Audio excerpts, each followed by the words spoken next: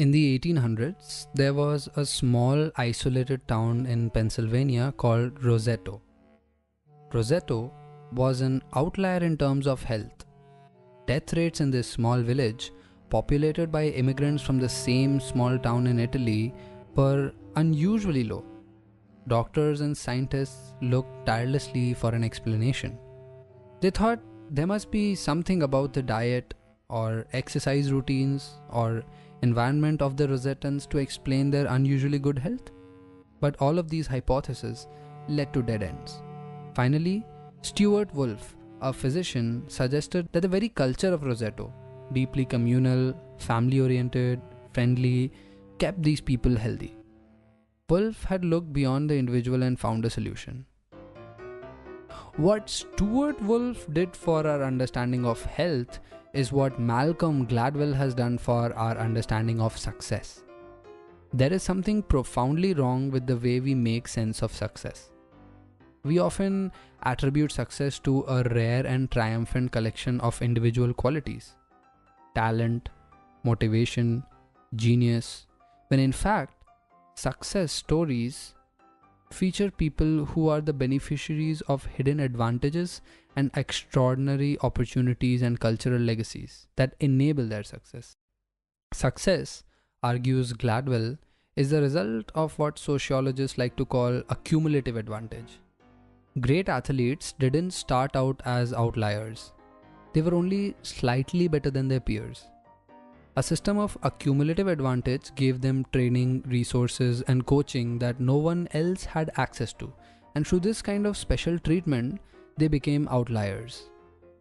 He offers us the following analogy.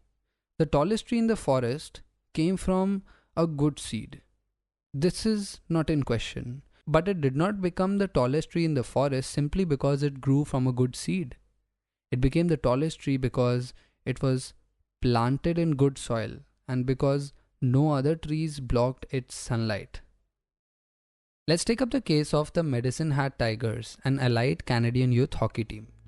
Roger Barnsley, a Canadian psychologist, looked at this rooster and noticed that an overwhelming number of players were born in January, February, or March. And conversely, there were very few players on the team born between October and December. The same pattern persisted elsewhere on other teams. Gladwell gives us a simple explanation for this strange phenomenon. The cutoff for age class hockey is January 1st. The difference in strength and ability between someone who is almost 11 years old and someone who has just turned 10 is significant. These bigger, older players make an impression on talent scouts at a young age. Then they are moved to better teams, receive better coaches, and have more opportunities to practice. And this makes them better. These arbitrary age cutoffs don't only affect youth sports.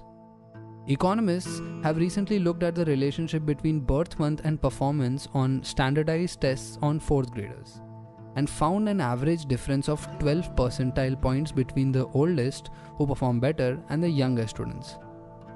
12 percentile points is easily the difference between being admitted to a gifted program or not. Maturity is seen as innate ability and success is rewarded with better training and more success.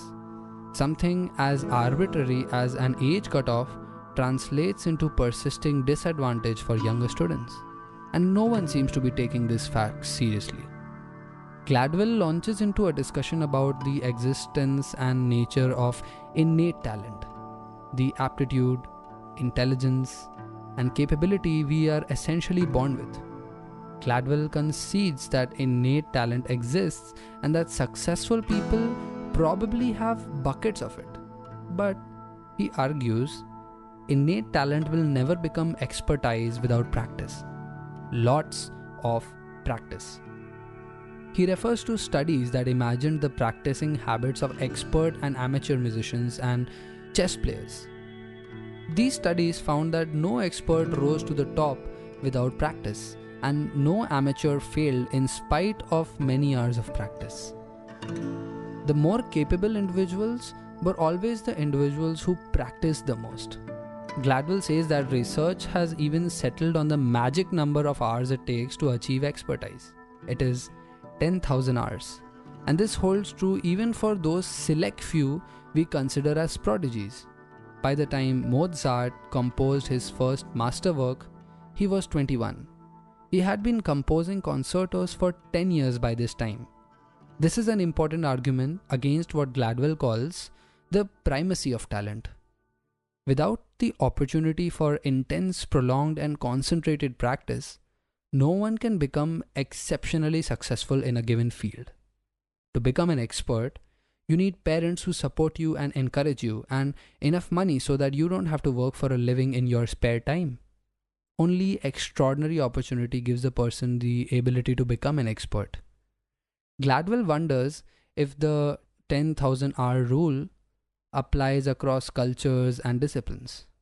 He decides to take two very famous examples.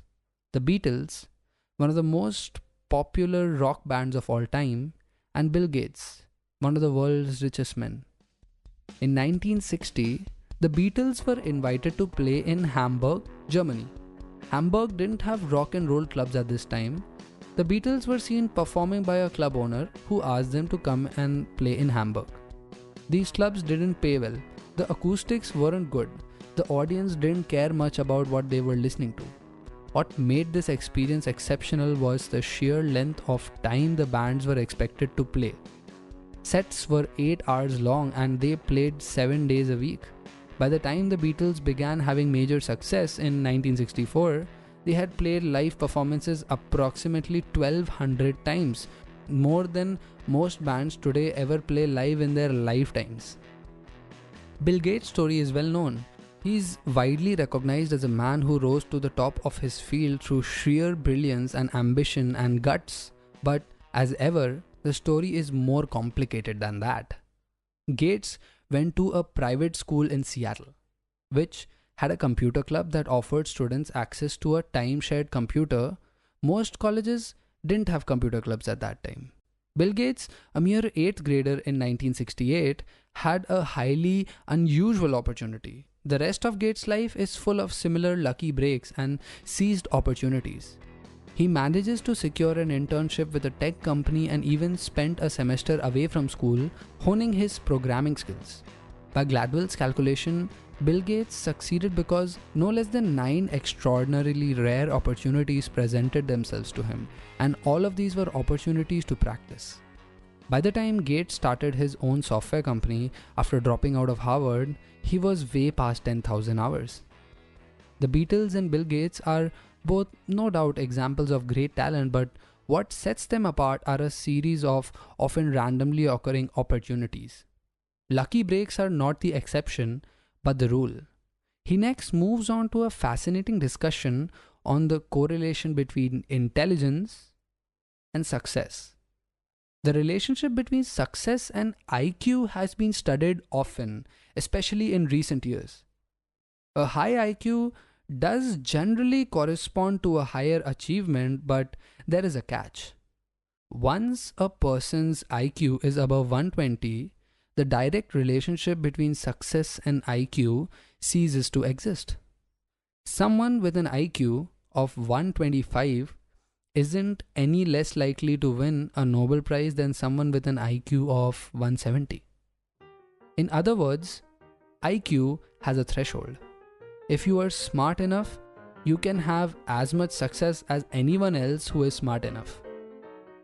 Gladwell clarifies with an analogy. Basketball players generally need to be tall, but a player who is 6 feet 8 inches is not necessarily better than a player who is 6 feet 5 inches. Once a basketball player is tall enough, say the threshold is about 6 feet or 6 feet 1 inch, other things begin to matter.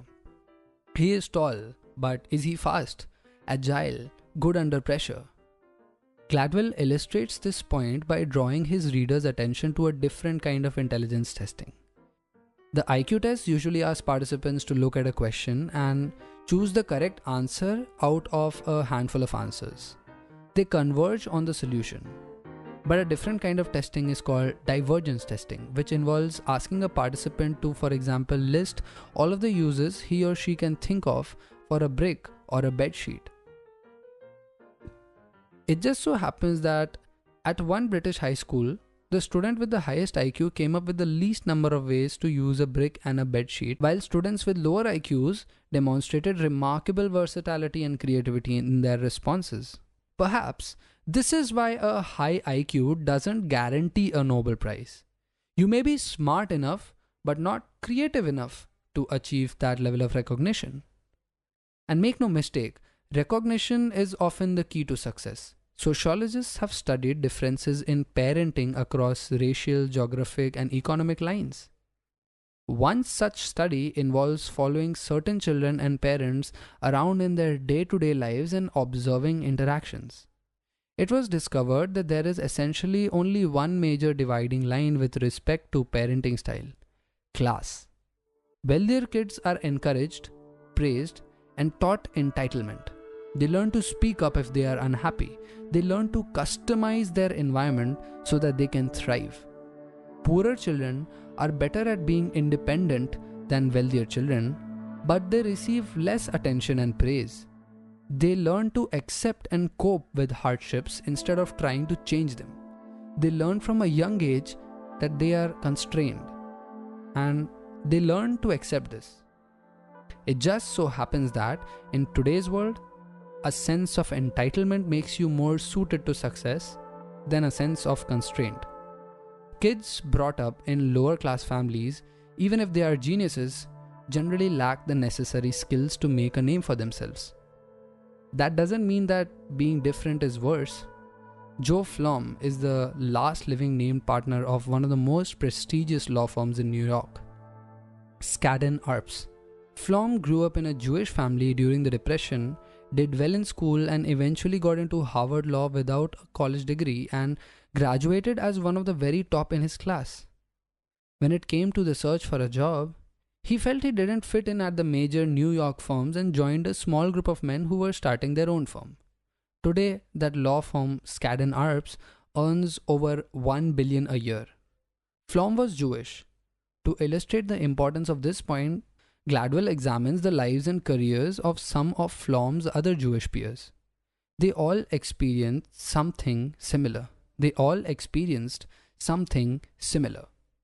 They didn't fit in with the big firms of the day.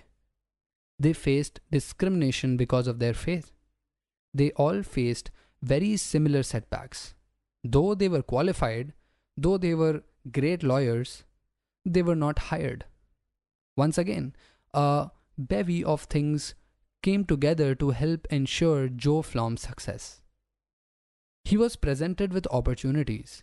His timing was perfect, and his cultural heritage had taught him important lessons about how to succeed in his culture, as was the case with many other Jewish lawyers in New York. Their world, their culture and generation and family history gave them the greatest of opportunities. If we begin to take cultural legacies more seriously, we can use them to understand success better. No one makes it alone. Talent is all well and good, but the story of success is shaped by the culture surrounding you and the efforts that you put in.